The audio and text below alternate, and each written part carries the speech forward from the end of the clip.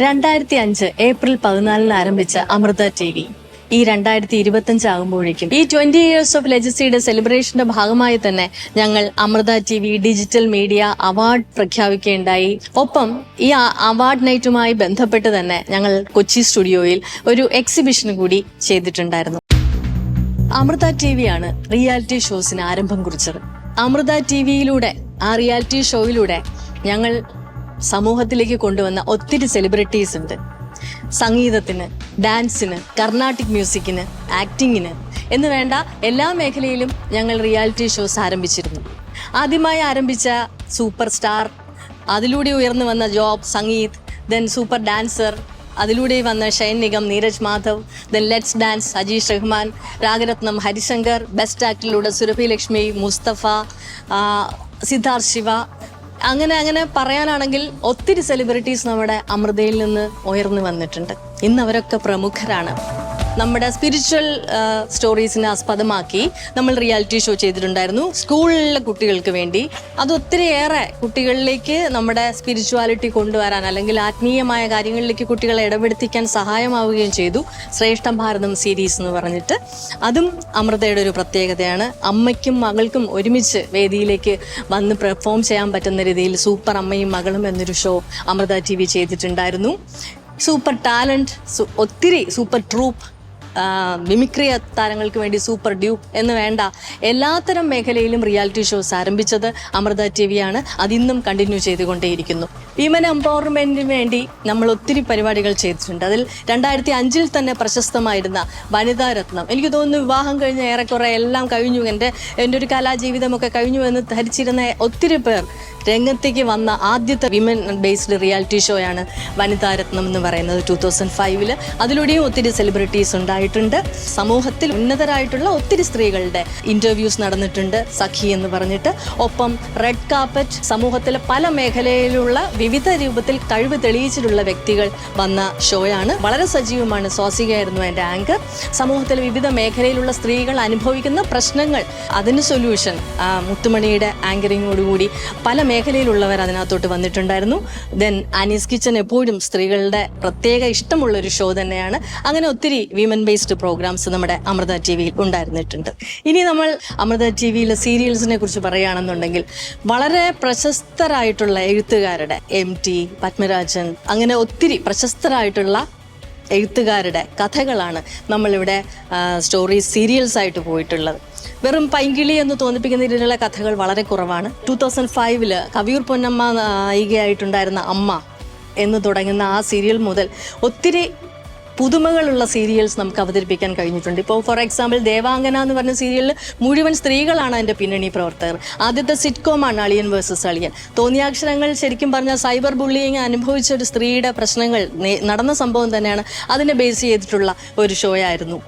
അങ്ങനെ പ്രത്യേകതകളുള്ള ഒത്തിരി സീരിയൽസ് നമുക്ക് അമൃത TVക്ക് കൊണ്ടുവരാൻ കഴിഞ്ഞിട്ടുണ്ട്. അതിലേറ്റവും വ്യത്യസ്തമെന്ന് പറയുന്നത് ഒരു കാലം വരെ അവാർഡ്സ് കണ്ടിന്യൂ ചെയ്തിരുന്നിട്ടും 2014 ശേഷം ഏറെക്കുറെ അവാർഡ്സ് ഇല്ലാതിരുന്ന ഒരു കാലഘട്ടത്തിൽ ഈ ഇടയായിട്ട് ആൺപിറന്നോൾ എന്ന് പറയുന്ന സീരിയലിന് അവാർഡ് കിട്ടിയിട്ടുണ്ടായിരുന്നു. കാരണം അത് ട്രാൻസ്ജെൻഡർ ബേസ് ചെയ്തിട്ടുള്ള ഒരു സ്റ്റോറിയായിരുന്നു.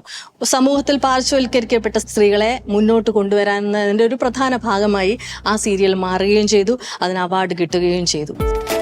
ഇനി നമ്മുടെ health and life style base ചെയ്തിട്ടുള്ള ഷോസിനെ കുറിച്ച് പറയുകയാണെന്നുണ്ടെങ്കിൽ ഗുഡ് ഹെൽത്ത്, ഹരിതഭാരതം, ജീവധാര, സ്പന്ദനം, അങ്ങനെ ഒത്തിരി ഷോസ് ചെയ്തിട്ടുണ്ട്. അതിൽ കൃഷിക്കാരെ കുറിച്ചുള്ള സ്റ്റോറീസ് ആണെങ്കിൽ ഹരിതഭാരതം, അതൊരു സാധാരണക്കാരന് പോലും കൃഷി ചെയ്യണം എന്ന് അത്യന്തം ആഗ്രഹം തോന്നുന്ന വിധത്തിലായി മാറ്റിയത് ഹരിതഭാരതമാണ്. അതിന് ഹരിതമുദ്ര അവാർഡ് കിട്ടുകയൊക്കെ ചെയ്തിട്ടുണ്ടായിരുന്നു. ഒത്തിരി ആളുകളെ മോട്ടിവേറ്റ് ചെയ്ത ഒരു ഷോ കൂടിയായിരുന്നു ഹരിതഭാരതം. അതുപോലെ തന്നെ ഹെൽത്ത് ബേസ് ചെയ്തിട്ടുള്ള, ആയുർവേദം ബേസ് ചെയ്തിട്ടുള്ള ഹെൽത്ത് ഷോ ആയിരുന്നു ജീവധാര. ഇപ്പോൾ സ്പന്ദനം എന്ന് പറഞ്ഞിട്ട് ഞങ്ങൾ സ്റ്റാർട്ട് ചെയ്തിട്ടുള്ള പ്രോഗ്രാമിനെ കുറിച്ച് പറയുകയാണെങ്കിൽ സിദ്ധ, യുനാനി, പുതിയ ലേറ്റസ്റ്റ് ട്രെൻഡിലുള്ള എല്ലാ ചികിത്സാ രീതികളുണ്ട് എന്ന് മാത്രമല്ല മാർഷൽ ആർട്സ് ഉൾപ്പെടെയുള്ള കായികക്ഷമത കൂടുതൽ ഇൻവോൾവ് ആയിട്ടുള്ള കുട്ടികൾക്ക് വേണ്ടിയും വലിയവർക്കും വേണ്ടിയുള്ള എക്സസൈസസും അതിനകത്ത് ഉൾപ്പെടുത്തിച്ചിട്ടുണ്ട്.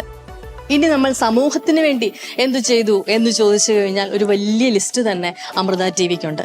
അമൃത TV ഉദ്ദേശിക്കുന്നത് തന്നെ സമൂഹത്തിലെ പാർശ്വവൽക്കരിക്കപ്പെട്ടവരെ, സമൂഹത്തിലെ താഴ്ന്ന അവസ്ഥയിൽ ജീവിക്കുന്ന ആൾക്കാരെ മുന്നിലേക്ക് കൊണ്ടുവരിക എന്ന ഉദ്ദേശത്തോടു കൂടി തന്നെയാണ്. അവരുടെ പ്രശ്നങ്ങൾക്ക് പരിഹാരം കാണാൻ നമ്മുടെ നിലയിൽ നിന്ന് എത്ര വരെ ചെയ്യാൻ പറ്റും എന്ന് ചിന്തിച്ചിട്ട് തന്നെയാണ്.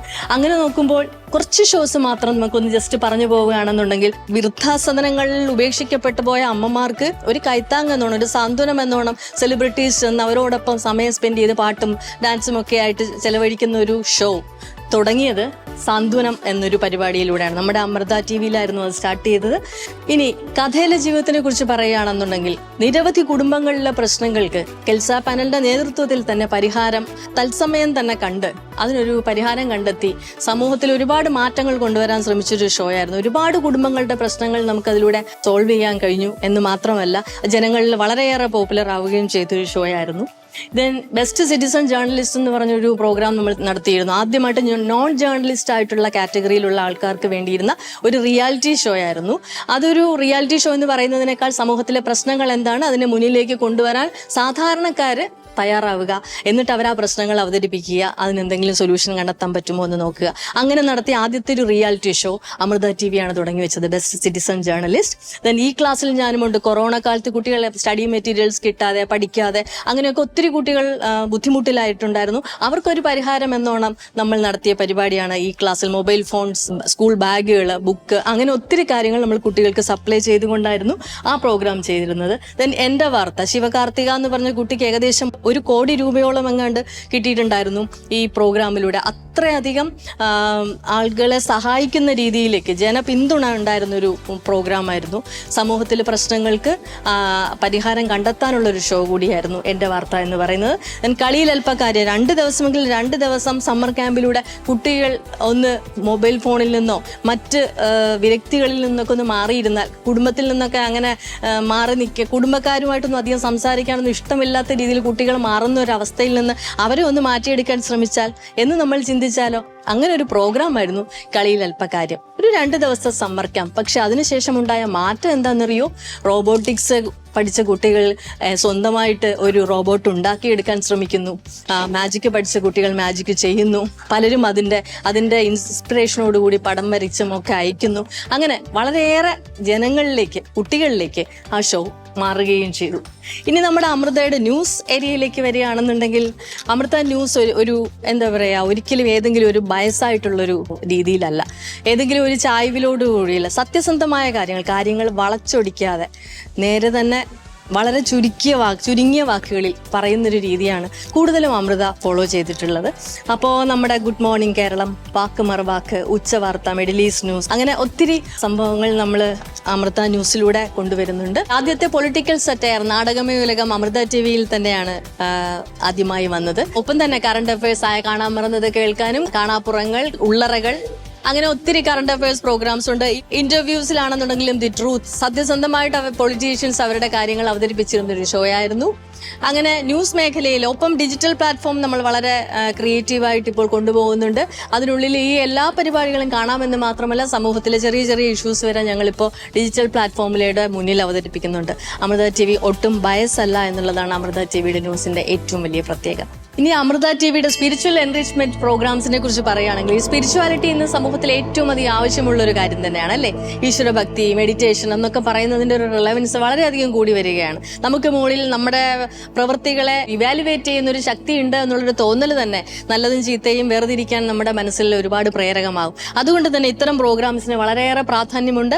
അമൃത TV അതിൻ്റെ ഒരു തുടക്കം തന്നെയായിരുന്നു. എല്ലാ സന്ധ്യകളും മനോഹരമാക്കുന്ന സന്ധ്യാദീപം മുതൽ, മഹാഭാരതത്തിലെ ദർശനങ്ങളെ മുന്നിൽ കൊണ്ടുവന്ന ഭാരത ദർശനം മുതൽ, അമ്പലങ്ങളിലെ യാത്രകളിലൂടെയുള്ള പ്രദക്ഷിണത്തിലൂടെ, ഉദയാമൃതം പോലെ 4500 എപ്പിസോഡുകൾ കടന്ന് ഏകദേശം ലിംക ബുക്ക് ഓഫ് റെക്കോർഡ്സിൽ ഇടം പിടിച്ച ഉദയാമൃതം പോലുള്ള പരിപാടികളിലൂടെ അമ്മയുടെ ദർശനങ്ങൾ അവതരിപ്പിക്കുന്ന അമ്മയോടൊപ്പം അമൃതവർഷം എന്നീ പ്രോഗ്രാംസിലൂടെ എന്ന് വേണ്ട, അമൃത TV എന്നും എപ്പോഴും ജനങ്ങളുടെ മനസ്സിൽ പുതിയ മൂല്യങ്ങളും സമൂഹത്തിന് ഉപയോഗപ്രദമായ രീതിയിലുള്ള ചിന്തകളും ജനങ്ങളുടെ മനസ്സിന് ശാന്തത കൊടുക്കുന്ന രീതിയിലുള്ള പ്രോഗ്രാംസും എന്നും എപ്പോഴും കൊണ്ടുവന്നിട്ടുണ്ടായിരുന്നു. അമൃത TV എന്റർടൈൻമെന്റ്സ് എന്ന് പറയുമ്പോഴത്തേനും ഒന്ന് നമ്മുടെ മറ്റ് ചാനലിൽ നിന്നും വ്യത്യസ്തമായിട്ട് അമൃത ടിവിയുടെ പ്രത്യേകത എന്ന് പറയുന്നത്, അമൃത ടിവി ഒരു സിംഗിൾ പ്ലാറ്റ്ഫോമിൽ നിന്നുകൊണ്ട് തന്നെ അമൃത എന്റർടൈൻമെന്റും ന്യൂസും ഒരുപോലെ തന്നെ കൈകാര്യം ചെയ്യുന്ന ഒരു ചാനലാണ്. അപ്പോൾ അമൃത എന്റർടൈൻമെന്റ് സോണിലേക്ക് വന്നു കഴിഞ്ഞാൽ ഒരിക്കലും മറക്കാനാവാത്ത ജനഹൃദയങ്ങളിൽ ഇടം പിടിച്ചൊരു പ്രോഗ്രാമാണ് സമാഗമവും സംഗീത സമാഗമവും. MTയും തിലകനും യേശുദാസും മോഹൻലാലും മുതൽ ഒത്തിരി പ്രശസ്തരായ വ്യക്തികൾ കടന്നുപോയ ഒരു ഷോ ആയിരുന്നു. അവരവരുടെ ഓർമ്മകൾ ഷെയർ ചെയ്തു, അവരോടൊപ്പമുള്ള വ്യക്തികളെ പരിചയപ്പെടുത്തി, അവരുടെ പ്രിയപ്പെട്ടവരെ പരിചയപ്പെടുത്തി. അങ്ങനെ വളരെയേറെ പ്രത്യേകത ഉള്ള ഒരു ഷോ തന്നെയായിരുന്നു സമാഗമവും സംഗീത സമാഗമവും. സംഗീത സമാഗമത്തിലൂടെ കുറേയേറെ പാട്ടെഴുത്തുകാരും അവരുടെ അനുഭവങ്ങളും കടന്നുപോയി എന്ന് മാത്രമല്ല, ഓൺ സ്റ്റേജിൽ തന്നെ പാട്ടുകൾ എഴുതുകയും ചിട്ടപ്പെടുത്തുകയും ചെയ്യുന്ന ഒരു അവസ്ഥയും ഉണ്ടാവുകയുണ്ടായി. ഇനി നമ്മൾ ഇതിലൊക്കെ ഒരു സോഷ്യൽ ആസ്പെക്റ്റും ഒരു കമ്മ്യൂണിറ്റിക്ക് ഹെൽപ്ഫുൾ ആയിട്ടുള്ള ചില കാര്യങ്ങളും നമ്മൾ ഉൾപ്പെടുത്തിക്കുന്നുണ്ട് കേട്ടോ. ഇപ്പോൾ പാടാം നേടാം പണം നേടാം എന്ന് പറഞ്ഞിട്ടൊരു പ്രോഗ്രാം നമ്മളിപ്പോൾ ചെയ്യുന്നുണ്ടായിരുന്നു. അതിൻ്റെ ഒരു പ്രത്യേകത എന്ന് പറഞ്ഞാൽ, ഒരു കാലത്ത് എത്രയോ പ്രശസ്തരായിരുന്ന ഗാനമേള ട്രൂപ്പുകളിൽ സജീവമായിരുന്ന പാട്ടുകാരുണ്ടല്ലോ, അവരിപ്പോൾ അത്രയ്ക്കൊന്നും അറിയപ്പെടുന്നുണ്ടാവില്ല. പക്ഷെ അവരെ മുന്നിലേക്ക് കൊണ്ടുവന്ന് അവർക്കൊരു റിയാലിറ്റി ഷോ നടത്തി അവർക്ക് ഏറെ ജനഹൃദയങ്ങളിൽ ഒന്നുകൂടി ഒരു സ്ഥാനം കൊടുക്കുക, അംഗീകാരം കൊടുക്കുക എന്നൊരു കർത്തവ്യം കൂടിയായിരുന്നു പാടാം നേടാമിലൂടെ അമൃത ടിവി ചെയ്തത്. ഒപ്പം നമ്മുടെ എന്റർടൈൻമെന്റ് പ്രോഗ്രാംസിനെ കുറിച്ച് പറഞ്ഞ ലാലേട്ടൻ തന്നെ ആങ്കർ ചെയ്ത് അദ്ദേഹത്തിന്റെ പ്രശസ്തമായ സിനിമകൾ, അതുമായി ബന്ധപ്പെട്ട വ്യക്തികൾ സ്റ്റേജിലേക്ക് വരിക, അവരവരുടെ ഓർമ്മകൾ ഷെയർ ചെയ്യുക എന്നൊരു പരിപാടി. ഒപ്പം പറയാം നേടാം, അത് നമ്മുടെ MG ചേട്ടൻ തന്നെ ആങ്കർ ചെയ്ത് പ്രശസ്തർ അവരുടെ ജീവിതാനുഭവങ്ങളൊക്കെ പറഞ്ഞു തന്നെ പോകുന്ന ഒരു പ്രോഗ്രാമായിരുന്നു. കോമഡി മാസ്റ്റേഴ്സ്, തമാശ ഒരു ലഹരിയാക്കൂ എന്ന് നമുക്ക് പറയാം. ഈ കുട്ടികളൊക്കെ കൂടുകൂടുന്നൊന്ന് ചിരിക്കുന്നത് വളരെയേറെ അത്യാവശ്യമാണ് ഇന്നത്തെ കാലത്ത്, അല്ലേ? Comedy masters, then super star seniors, വലിയവർക്ക് വേണ്ടിയുള്ള റിയാലിറ്റി ഷോ, ഓർമ്മയിൽ നിന്നും മരിച്ചുപോയ പ്രശസ്തരായ വ്യക്തികൾ, അവരുമായി ബന്ധപ്പെട്ട ഓർമ്മകൾ, അവരുമായി ബന്ധപ്പെട്ട വ്യക്തികൾ വന്ന് ഷെയർ ചെയ്യുന്ന പ്രോഗ്രാമാണ്. അങ്ങനെ ഒത്തിരി എന്റർടൈൻമെന്റ് പ്രോഗ്രാംസ് നമ്മൾ കൊണ്ടുപോകുന്നുണ്ട്. ഇനി അമൃത ടിവി ഈവന്റിലേക്ക് കിടക്കുകയാണെന്നുണ്ടെങ്കിൽ, അമൃത ടിവി തുടങ്ങിയത് തന്നെ ഒരു ഈവന്റിലൂടെയാണ്. സ്വാമി അമൃത സ്വരൂപാനന്ദയുടെ മുന്നിൽ ശോഭന കൈമാറിയ വിളക്ക് തെളിയിച്ച് നടത്തിയ ഇനാഗുറേഷൻ ആയിരുന്നു. വേദിയിൽ മമ്മൂട്ടി, മോഹൻലാൽ, സൊനാൽ മാൻസിക്, രമേശ് സിപ്പി, ഭുവൻ ഹസാരിക, അങ്ങനെ ഒത്തിരി പ്രശസ്തരുണ്ടായിരുന്നു. അവിടെ തുടങ്ങിയ ഈവന്റ് പിന്നെയും വർഷങ്ങളോളം നമ്മൾ കണ്ടിന്യൂ ചെയ്യുന്നുണ്ട്. ഫിലിം അവാർഡ്സ് നൈറ്റ്, മോഹൻലാൽ തന്നെ ആങ്കർ ചെയ്ത ലാൽ സലാം, ദെൻ സുരേഷ് ഗോപിയെ ബേസ് ചെയ്തിട്ടുള്ള ജനനായകൻ എന്ന reality show, then Jayettan Pooram എന്ന് പറഞ്ഞിട്ട് ജയസൂര്യയുമായി ബന്ധപ്പെട്ടവരും ചേർന്നിട്ടുള്ള reality show, then Ramesh Pisharody, Manju Warrier and Kunchacko Boban അവരുടെ സൗഹൃദത്തിനെ ബേസ് ചെയ്തിട്ടുള്ള റിയാലിറ്റി ഷോസ്, ഇതെല്ലാം തന്നെ നമ്മുടെ പ്രശസ്തമായ ഇവന്റുകളിൽ പലതാണ്.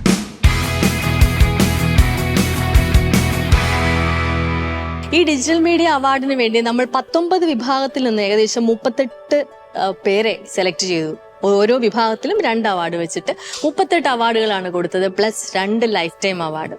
ഇത് വളരെയേറെ സോർട്ട് ചെയ്ത് തന്നെ ചെയ്തിരിക്കുന്നതാണ്. കാരണം എന്താണെന്നറിയോ, എന്ത് കണ്ടന്റ് ഇട്ടിരുന്നാലും വൈറലാവുന്ന ഒരു കാലഘട്ടമാണ്, പ്രത്യേകിച്ച് നെഗറ്റീവ് കണ്ടന്റ്. അങ്ങനെ ഒരു കാര്യത്തിന്റെ പ്രോത്സാഹനമല്ല അമൃത ടിവി ഉദ്ദേശിച്ചത്. വളരെയേറെ ഫിൽറ്റർ ചെയ്ത് സമൂഹത്തിന് എന്തെങ്കിലുമൊക്കെ നന്മകൾ ചെയ്യുന്ന, അല്ലെങ്കിൽ സമൂഹത്തിന് എന്തെങ്കിലും ഗുണകരമായിട്ട് അതിൽ നിന്ന് എന്തെങ്കിലുമൊക്കെ പഠിക്കാനുള്ളത് പോസിറ്റീവായിട്ടുള്ള കണ്ടന്റുകളാണ് നമ്മൾ കൂടുതലും സെലക്ട് ചെയ്തിട്ടുള്ളത്. അത്തരത്തിലുള്ള യൂട്യൂബേഴ്സിന് നമ്മൾ അവാർഡ് കൊടുത്തിട്ടുണ്ടായിരുന്നു ഇന്നത്തെ ഡിജിറ്റൽ മീഡിയ അവാർഡ്സിൽ. ഇതും ഒരു തുടക്കമാവും. ഞാൻ നേരത്തെ പറഞ്ഞതുപോലെ അമൃത ടിവിയുടെ ഒത്തിരി ഷോസ് ആദ്യമായി തുടങ്ങി വെച്ച അമൃത ടിവിയെ ഫോളോ ചെയ്ത് ഒത്തിരി ചാനൽസ് പിന്നീട് അത് കണ്ടിന്യൂ ചെയ്യുകയുണ്ടായി. അതുപോലെ ഇനി ഈ ഡിജിറ്റൽ മീഡിയ അവാർഡും ഒരു തുടക്കമാവും എന്ന് തന്നെ നമുക്ക് വിശ്വസിക്കാം.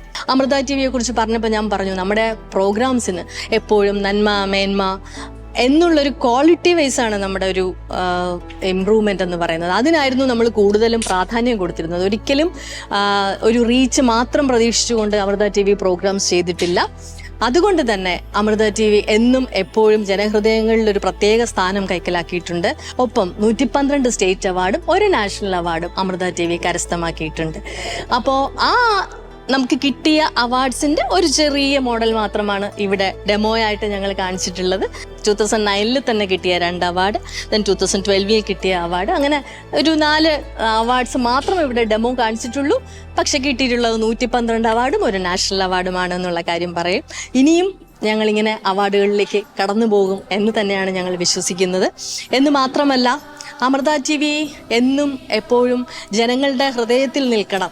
അമൃത TVക്ക് എന്തെങ്കിലും സമൂഹത്തിന് വേണ്ടി ചെയ്യാൻ കഴിയണം. സമൂഹത്തിലെ താഴേക്കിടയിലുള്ളവർക്ക് വേണ്ടി എന്തെങ്കിലും സഹായം ചെയ്യാൻ കഴിയണം. എന്തെങ്കിലും വാല്യൂസ് നമുക്ക് സമൂഹത്തിന് വേണ്ടി കൊടുക്കാൻ കഴിയണം എന്നുള്ള കാര്യങ്ങൾക്ക് തന്നെയാണ് എന്നും എപ്പോഴും ഞങ്ങൾ പ്രാധാന്യം കൽപ്പിച്ചിട്ടുള്ളത്. ജനഹൃദയങ്ങളിൽ അമൃത TVയുടെ സ്ഥാനം ഉയർന്നുകൊണ്ടേയിരിക്കും എന്ന് തന്നെ പ്രതീക്ഷിക്കുന്നു.